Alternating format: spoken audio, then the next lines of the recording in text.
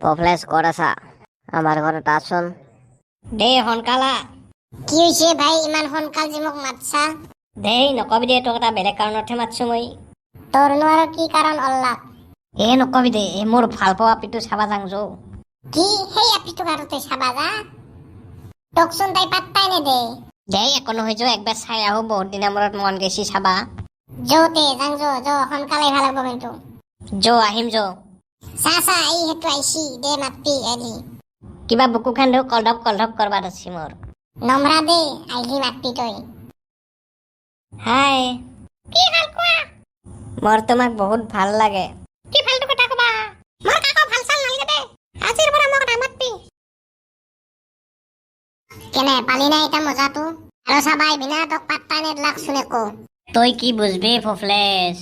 তাইক দেখা পালে মোৰ মনটোত বহুত শান্তি পাওঁ, আৰু তাইৰ মাতটো শুনিও বহুত ভাল লাগে মোৰ। হ'ব তই বেছি প্ৰেমী কৰবা লাগা নাই এতে যৌ। যৌ।